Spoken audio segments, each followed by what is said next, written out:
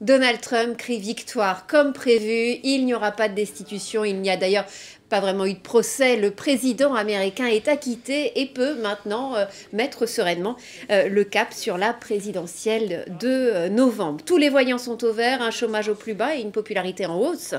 En face, que peuvent faire les démocrates? Qui pour affronter Donald Trump? Le lancement de la saison des primaires cette semaine dans l'Iowa a viré à la cacophonie. Le parti se déchire entre centristes et partisans de l'aile gauche. On a justement sur ce plateau une démocrate. Bonjour Julia Grégoire, vous êtes représentante des démocrates abroad, c'est les démocrates de l'étranger, représentante à Paris. On a beaucoup de questions à vous poser ce matin. D'abord, je voudrais vous montrer une vidéo. C'est celle qu'a postée Donald Trump lorsque le Sénat, donc à majorité républicaine, l'a acquitté. Manifestement, il nargue les démocrates. Le message Trump et ses héritiers politiques seront là encore pour longtemps, très longtemps. Alors Julia Grégoire, est-ce que finalement lancer cette procédure d'impeachment, dont le résultat était quasiment acquis, ça n'a pas été une erreur des démocrates ? Alors bonjour Magali, je pense que c'était pas une question, on n'avait vraiment pas le choix. Les démocrates n'avaient pas le choix de lancer la procédure, vu les faits et ce qui s'est passé avec l'appel au président de l'Ukraine. On ne va pas repasser par tous les faits, des raisons pour lesquelles ils ont lancé l'enquête, mais vu les manquements envers la Constitution américaine, les démocrates ont choisi de lancer cette procédure. La majorité des Américains étaient pour, et aujourd'hui, même si un vote d'acquittement hier soir a été confirmé, même certains sénateurs républicains disent à haute voix que les faits ont montré que, en effet, le président a manqué vers la Constitution. Donc, les républicains ont quand même fait bloc, à part Mitt Romney, donc un sénateur républicain qui s'est désolidarisé. Les républicains ont tous fait bloc derrière le président. Ils ont tous fait bloc derrière le président, mais aujourd'hui, ils s'expriment. Plusieurs sénateurs se sont exprimés après le vote qui a été pris hier soir pour dire, en fait, c'est vrai que le président Trump a manqué vers ses obligations constitutionnelles, mais par contre, ça ne méritait pas de l'enlever de son poste de président. Comment est-ce qu'on peut dire ça à haute voix au peuple américain que notre président ne respecte pas les règles, ne respecte pas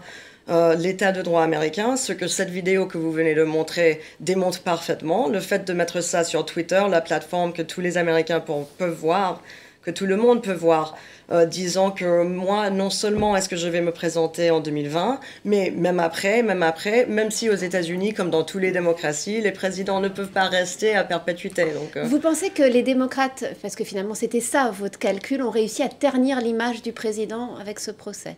Je pense que je ne suis pas d'accord le fait que ce n'était pas pour ternir la réputation du président. Encore une fois, c'était pour démontrer ce qui s'est passé avec son contact avec l'Ukraine et puis démontrer qu'un président a quand même des limites à son pouvoir, qu'il ne peut pas tout faire et qu'il va être tenu responsable pour ce qu'il fait. Donc, est-ce qu'on a réussi après à ternir sa réputation? C'était pas l'objectif. Aujourd'hui, c'est vrai que ça a été une distraction, on peut dire. Aujourd'hui, les démocrates veulent passer à la prochaine étape, qui est l'élection 2020, qui est l'élection la plus importante dans l'histoire récente des États-Unis. Comme vous le savez. C'est les électeurs qui décideront finalement. C'est les électeurs qui décideront, exactement. C'est ce que le maire Buttigieg a dit hier soir dans sa réaction. C'est que justement, les Américains se sont démontrés déjà, la majorité était en faveur de la destitution de Donald Trump. En 2020, le 3 novembre, on verra vraiment ce qu'ils ont pensé. On va y revenir, mais d'abord une autre image de la semaine, c'est le discours sur l'état de l'Union.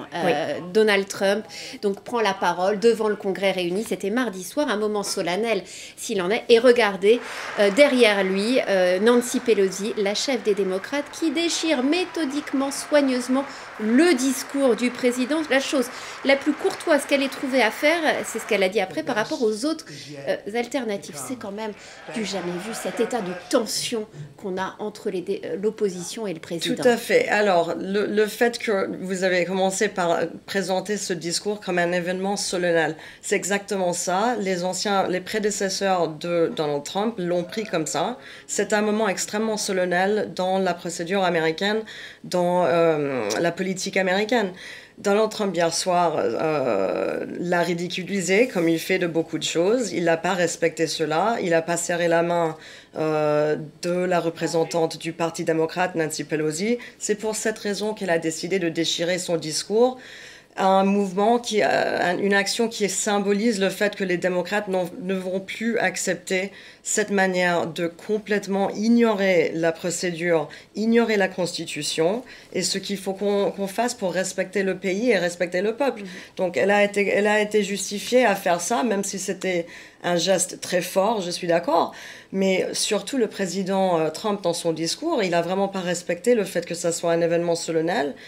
Il a offert une médaille du Congrès à un journaliste de l'extrême droite américain. Donc, cela, ça ne respecte pas les deux côtés de la politique américaine.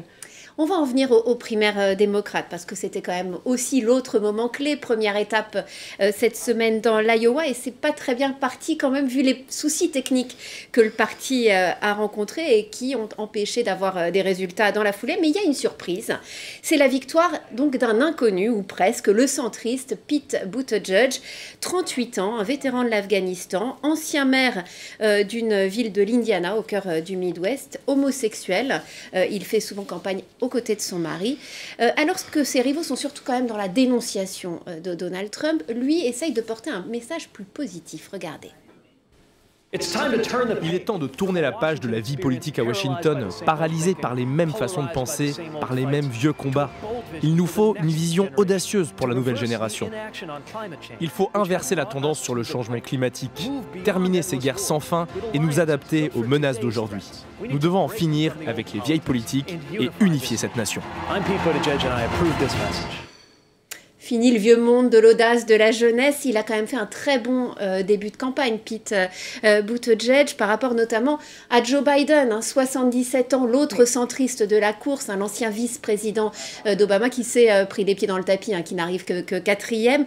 Vous y croyez, vous, à l'option Pete Buttigieg face à Donald Trump en novembre prochain ? Donc on va voir, il est toujours pas le candidat, donc on peut pas parler de Pete Buttigieg comme le candidat. Mais il a créé la surprise. Il a créé une surprise dans l'Iowa hier soir, lundi soir, même si on a dû attendre 2 jours pour les résultats malheureusement, mais à la fin ce n'était pas très grave parce que on a quand même 2 super candidats qui sont en tête. Donc on a Pete Buttigieg, effectivement, qui a techniquement gagné le nombre le plus important de délégués, et juste derrière lui on a le sénateur Bernie Sanders. Donc les deux sont des candidats avec des bases de supporters extrêmement fortes, extrêmement engagées. Ce sont des personnes des personnages différents. C'est radicalement différent parce qu'on va les voir là. Regardez, Bernie Sanders, donc 78 ans, qui est arrivé donc deuxième de cette primaire, qui est un représentant de l'aile gauche. On a Elizabeth Warren, Bernie Sanders, l'aile gauche, et Joe Biden, Pete Buttigieg, pour résumer, qui sont plutôt au centre.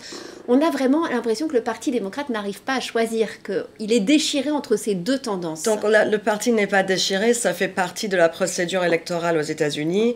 On a l'élection primaire, comme vous le savez, donc on est en train de choisir notre candidat. Donc les démocrates votent pour ça.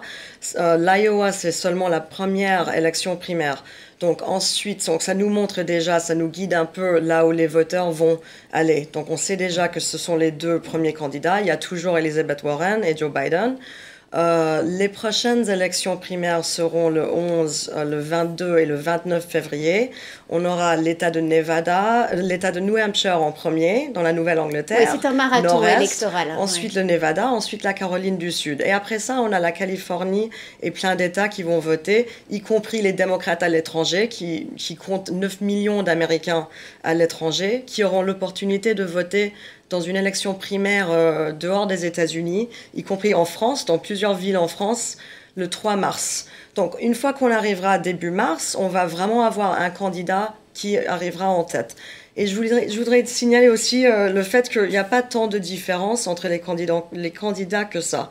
Donc c'est vrai que ce sont des personnages assez différents, Bernie Sanders et Pete Buttigieg, mais sur la politique, ils se retrouvent. Tous les deux sont pour les contrôles, augmenter les contrôles pour d'achat d'armes aux États-Unis, qui est un sujet extrêmement important, comme vous savez, combattre le réchauffement climatique, trouver une solution pour l'assurance médicale pour les Américains, qui aujourd'hui est un sujet d'une importance extrême, qui est ignoré par la partie républicaine. Donc, est-ce que Joe Biden, qui est quand même le favori de l'establishment démocrate, parce qu'il a été l'ancien vice-président, parce qu'il a été sénateur pendant 36 ans, est-ce que, d'après vous, il peut encore rebondir ? Tout est possible. Donc, comme j'ai dit, il y a les élections qui vont arriver, surtout New Hampshire, qui est un État assez intéressant, avec le peuple de cet État se trouve plutôt au centre, vers la droite du Parti républicain, donc du Parti démocrate. Donc, on va voir quel candidat les résidents du New Hampshire choisiront. Après, c'est pas seulement eux, ça sera mardi.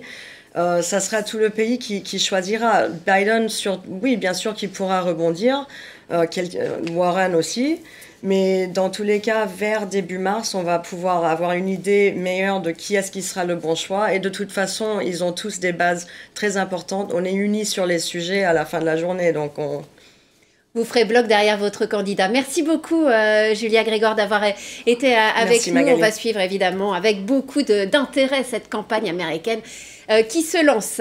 Merci. Rendez-vous maintenant avec un autre journal et toute l'équipe de la matinale qui vous attend.